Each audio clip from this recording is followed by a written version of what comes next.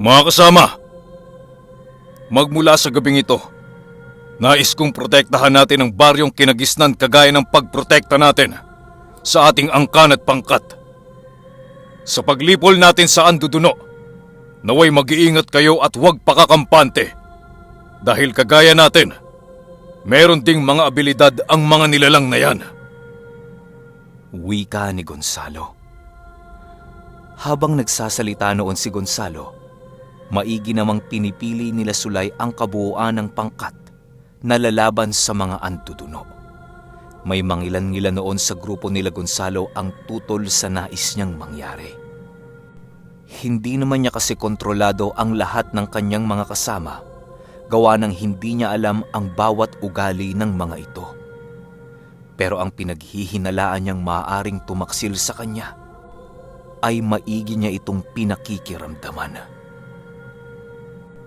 Matapos maisaayos ni Sulay ang pangkat na makikipaglaban sa Anduduno, pinili nilang kumatay na muna ng taong nadakip nila upang gawin itong pagkain. Hindi naman ito tinutulan ni Gonzalo, gawa ng kailangan ng aswang na kumain ng laman ng tao upang mabuhay. Bago pa man magbukang liwayway noong mismong gabi, matinding salo-salo at kasiyahan ang naganap sa baryo nila Gonzalo. Hinayaan na muna nila noon ang mga Andudunong gawin ang nais nila sa baryo nila, sa kadahilanang naghahanda pa lamang sila Gonzalo. Sa pagsapit ng umaga, bago pa man sumikat ang araw, nakauwi na si Gonzalo sa kanilang pamamahay. Wala silang trabaho noon ni Nognog, kaya ang ginawa niya ay tumambay lamang sa kanilang tahanan upang mabigyan ng oras ang kanyang pamilya. Tay, pwede ho bang dumito na muna kayo matulog sa atin mamaya? Tanong ni Nognog. Hindi pa pwede anak eh. May mahalagang lakad si itay mo mamayang gabi. Kailangan ako ng mga kasama ko. Ang ginagawa ko kasing ito anak, para din ito sa kaligtasan ninyo ng inay mo. Sagot naman ni Gonzalo. Dahil sa wala naman silang gagawin noon, pinili nilang tunguhin ang albularyong kapatid ni Gonzalo sa pagsapit ng hapon. Nais niya itong makausap kahit papaano upang makahingi siya rito ng kapatawaran sa kanyang mga nasabi. Alam niyang madaling makalimot ang kapatid niyang yon, pero kahit papaano, nais niya itong mahingian ng tawad. Malayo man ang bahay nito sa kanila, pinili pa rin nila Gonzalong magsakripisyo sa paglalakad para lamang mapuntahan ang kanyang kapatid. Sa pagdating niya sa bahay nito, nadatnan nila ito ni Nognog na abala sa pagbibinyag ng kanyang mga pananim. Nang magkatinginan sila nito, agaran din naman sila nitong tinungo upang salubungin ang maligaya nilang pagdating. Nang makalapit na ito sa kanya, bigla siya nitong niyakap na tila ba matagal na ang panahong nangulila ito sa kanya. Hinayaan lang naman ito ni Gonzalo dahil normal na yon sa kanilang magkakapatid. Pasensya ka na at matagal na kitang kinalimutan. Sa pagbigay kasi sa atin ng ating amain ng kanyang responsibilidad, napakarami kong trabahong inatubag. Wika dito ni Gonzalo. Walang problema yon kuya. Masaya na ako't kahit papano napadalaw ka sa pamamahay ko.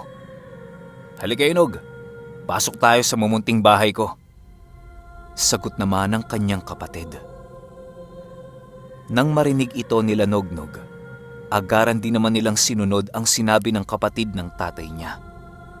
Sa pagpasok nila sa bahay ng kapatid nito, doon na nag-umpisa ang kanilang usapan. Halos hindi maubusan noon ng paksa ang kapatid ni Gonzalo, gawa ng napakarami ring taong hindi sila nagkita nito. Magkalapit man sila ng lugar, pero hindi nagagawang dumalaw ng kanyang kapatid sa kanila dahil sa mga nangyari nung nakaraan. Nais ng kapatid ni Gonzalong siya ang unang bumisita upang malaman nito kung meron ba siyang galit sa kanya o wala na. Nang malaman ng kapatid ni Gonzalo na wala na itong kahit hibla ng galit sa kanya, labis-labis ang saya nitong nadarama. Habang sila ay nag-uusap, hindi maiwasan ni Gonzalong sabihin ang nangyayaring salot sa kanilang baryo. Nang malaman ito ng kapatid niya, bigla din naman itong nag-abot ng tulong. Kuya, heto. Agimat na punong-puno ng palamang dasal at konsagra. Kunin niyo to.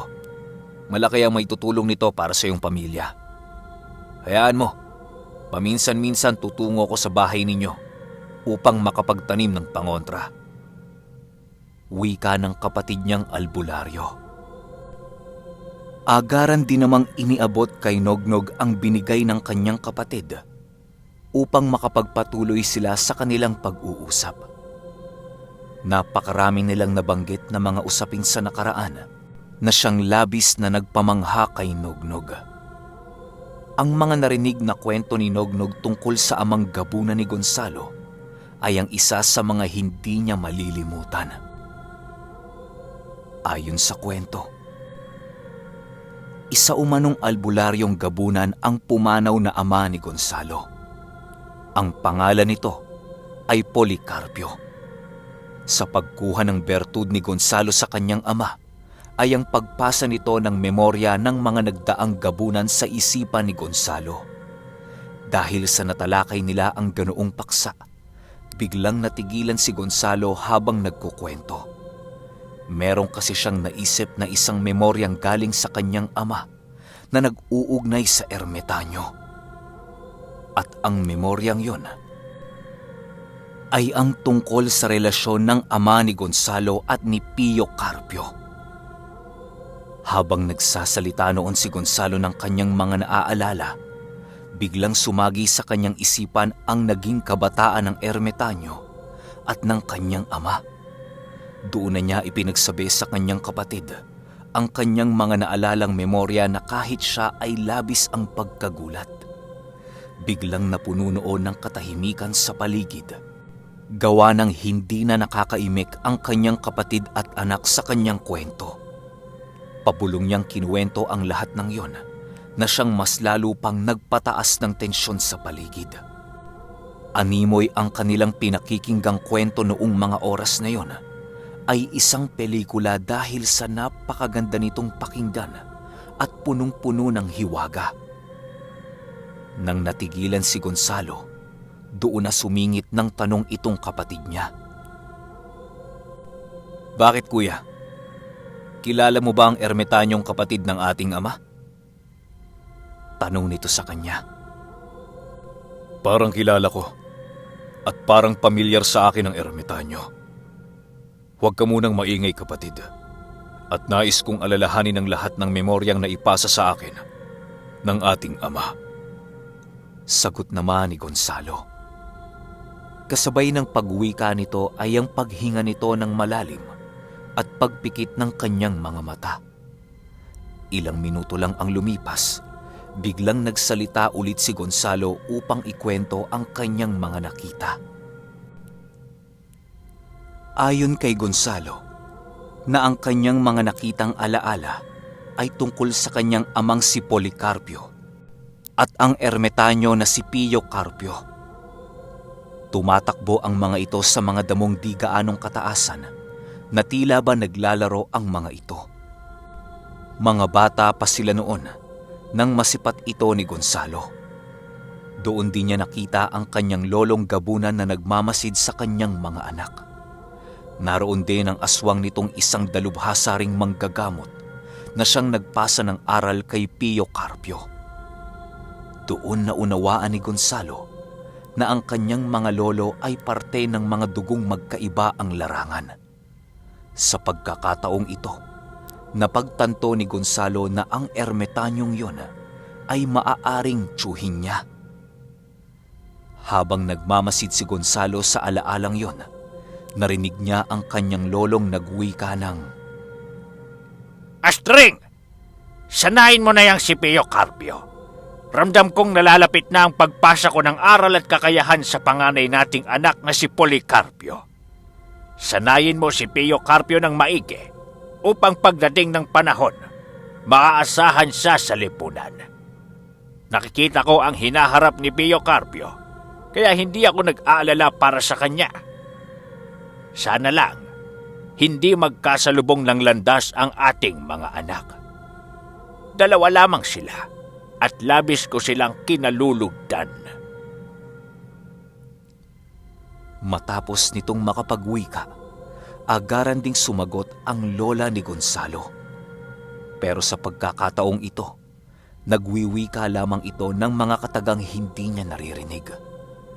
Marahil ay sadyang napakalakas ng lihim na karunungan ng kanyang lola, kaya hindi niya naririnig ang tinig nito.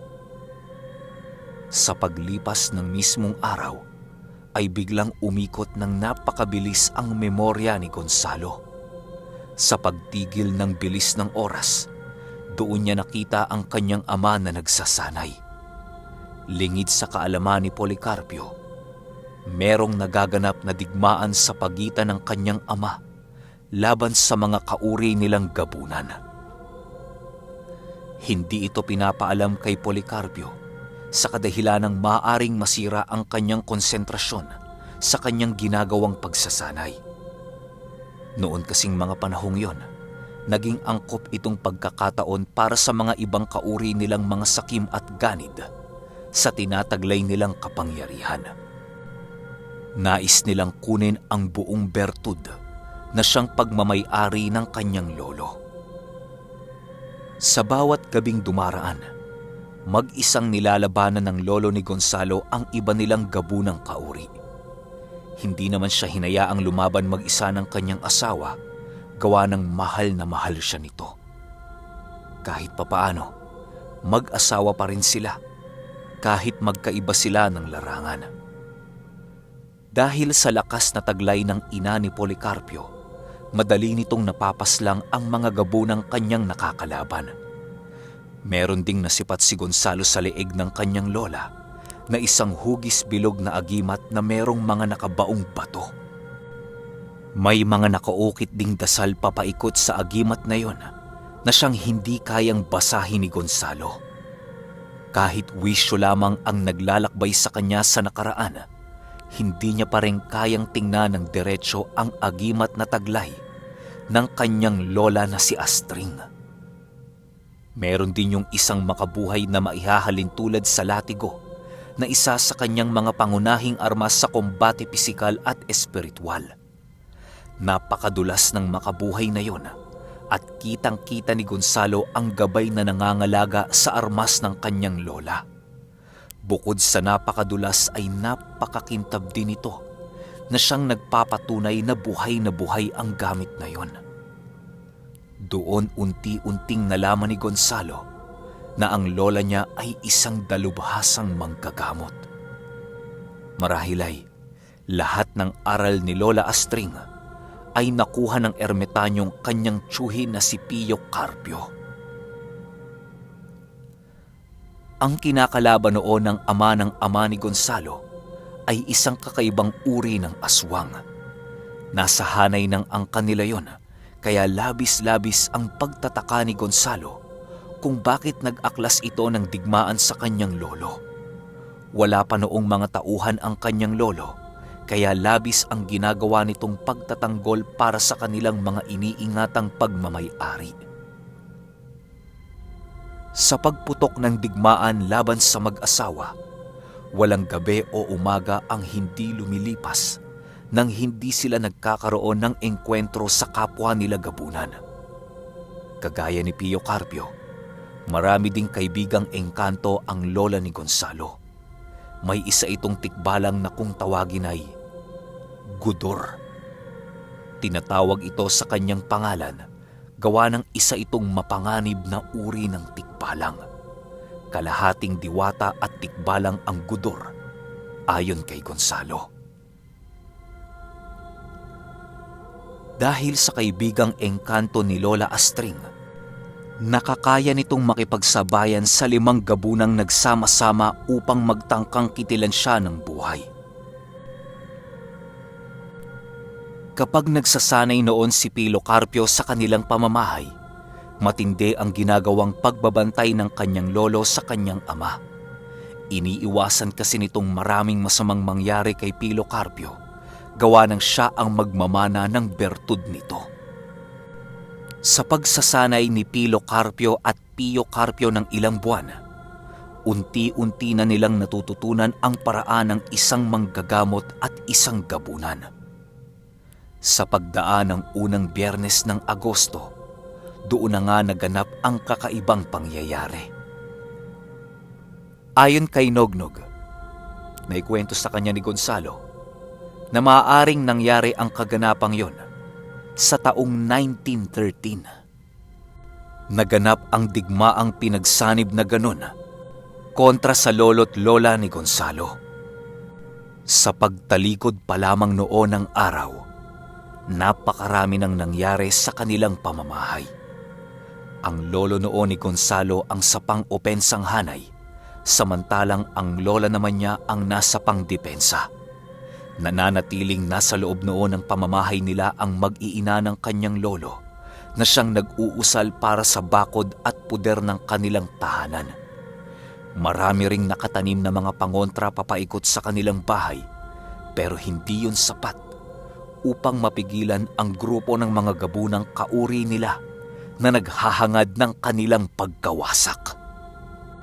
Sa pagsapit noon ng 9:00 ng gabi, halos mapuno ng ingay ang buong paligid, gawa ng panay ang pag-alulong ng mga asong malapit sa tahanan nila Pio Carpio. Ang dalawang magkapatid naman noong mga oras na yon, nananatiling nagmamasid at nakikiramdam sa nangyayaring pagsalakay sa kanilang tahanan ng mga gabunan. Rinig na rinig noon ni Gonzalo ang binitawang salita ng kanyang lolo. Hindi ninyo makukuha ang bertud na taglay ko kahit na anong mangyari. Magkakaubusan muna tayo kung nanaisin nyo talaga itong nakawin. Habang nagsasalita noon ang kanyang lolo, kitang-kita niya ang pagbabago ng kaanyuan nito.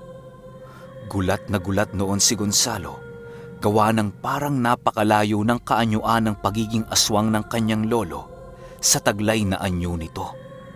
Marami kasi itong nakausling mga sungay sa katawan at kagaya niya, kakulay din ng balat ng kanyang lolo ang kadiliman. Matapos nitong makapagpalit ng anyo, agara nitong sinugod ang mga pangahas ng buong tapang. Sa likod noon ng lolo ni Gonzalo ang gudor na siyang kaibigan ng kanyang asawa. Silang dalawa lamang ang humarap sa mga gabunang yon na siyang labis na ikinamangha ni Gonzalo. Ang sabi ni Gonzalo, kung siya noon ang nasa katayuan ng kanyang lolo, maaaring sa unang pagsalakay pa lamang ng mga malademonyong gabunan, ay tiyak na ang kanyang kamatayan. Ilang oras pa ang lumipas, doon na nasilayan ni Gonzalo ang pagtambak ng mga bangkay ng gabunan sa iisang hukay. Dahil din sa pangyayaring yon, kaya nagawang pagbukuri ng kanyang lolo ang mga angka nila na siyang pinamumunuan niya sa pangkasalukuyang panahon.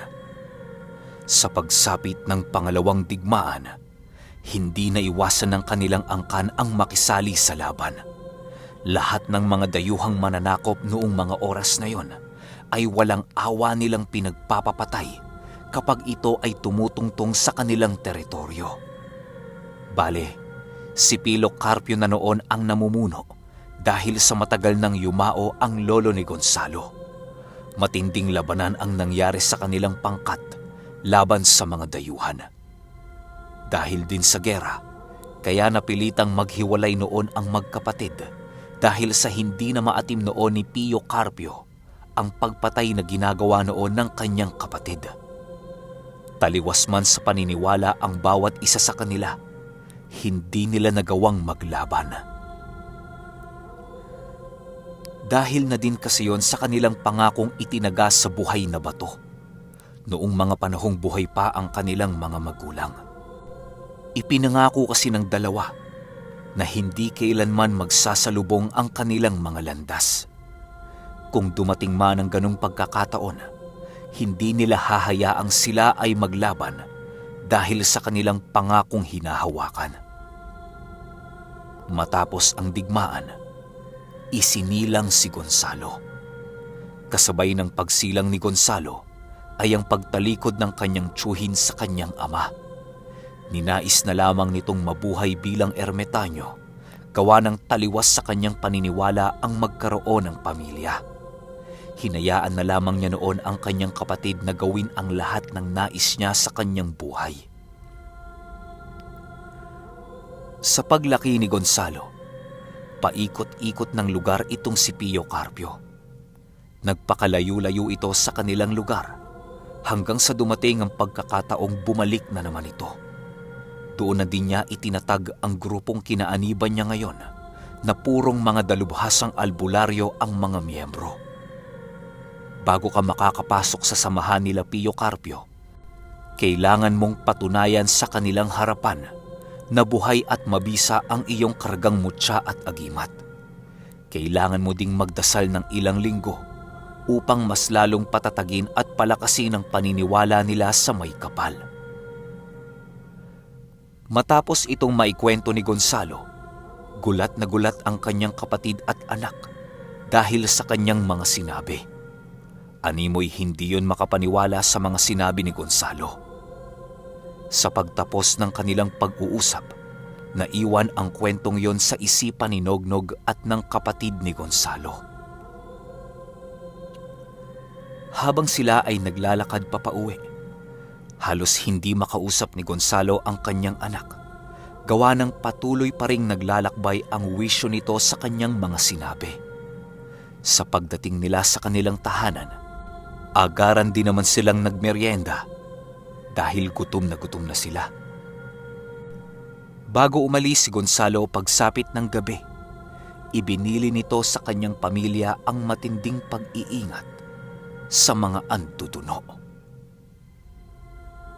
Grabe, ganda ng episode na to. Isipin nyo, flashback, tas may mga ganong-ganong klase ng connection. Hindi ko naisip yun. Pero ang galing. Kaya mag-alala, susunod kagad natin yung 14. Alam ko maraming tanong sa isip ninyo, pero hayaan yung sagutin niya ng patuloy ninyong pagsubaybay sa kwento na to. Yun lang. Salamat.